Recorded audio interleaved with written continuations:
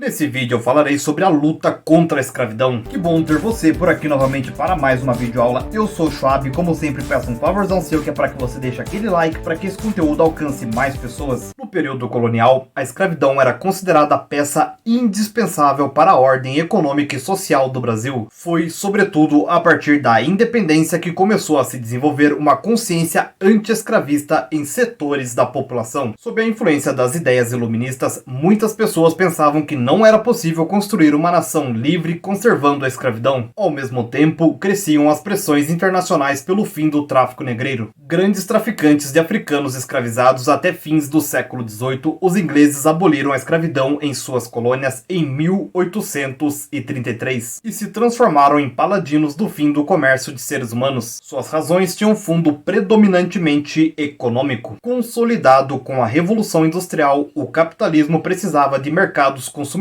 cada vez mais amplos. Isso só seria conseguido onde existissem trabalhadores assalariados, já que escravos não recebem por seu trabalho e, em tese, nada podem comprar. A pressão inglesa se abateu então sobre o Brasil, que era o maior comprador de escravos da época. Em 1831, a Assembleia Geral, que era o Parlamento Brasileiro, aprovou uma lei pela qual os africanos que entrassem no país, a partir daquele ano, seriam considerados livres, mas os proprietários rurais não tomaram conhecimento da decisão. Sem aplicação prática, a lei tornou-se literalmente para inglês ver. Falarei um pouco agora sobre o fim do tráfico. Os ingleses não se deixaram enganar. Em 1845, o parlamento britânico aprovou o Bill Aberdeen, que autorizava a esquadra inglesa a prender navios negreiros e julgar seus tripulantes como piratas. No Brasil, em 1850, a Assembleia Geral votou a Lei Eusébio de Queiroz, que extinguia o tráfico. As cifras despencaram.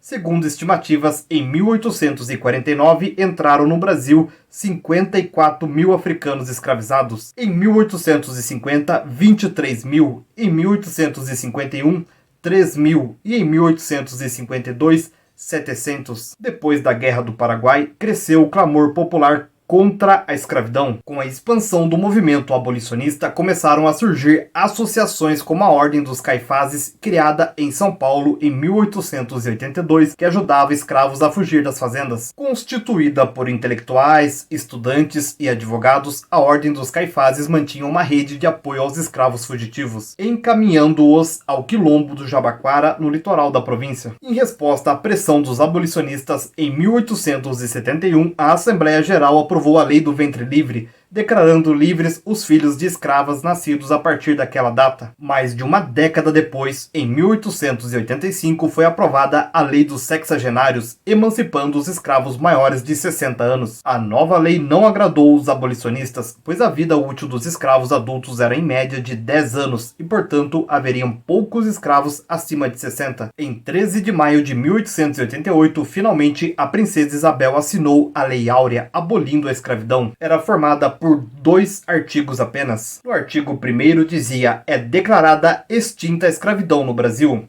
No artigo 2º dizia: revogam-se as disposições em contrário. Durante muito tempo, a medida foi apresentada como gesto solitário de uma princesa generosa. Hoje sabemos que ela foi produto de vários processos políticos sociais, como a rebeldia dos escravos, traduzida em fugas, e em revoltas como a rebelião dos malês de 1835. A escassez de escravos após a extinção do tráfico, que fez subir seu preço a tal ponto que eles só começavam a dar lucros depois de vários anos de trabalhos prestados. A campanha abolicionista era dividida em 2 correntes. A primeira era moderada, da qual faziam parte Joaquim Nabuco e José do Patrocínio, e que era favorável a uma campanha sem muita participação popular à base de debates e legislação. Seria, entre aspas, emancipadora. E a corrente radical do ex-escravo Luiz Gama, de Silva Jardim e de Raul Pompeia, que chegou a pregar a rebelião dos escravos contra os senhores. Entretanto, a abolição não foi acompanhada de medidas que garantissem aos ex-escravos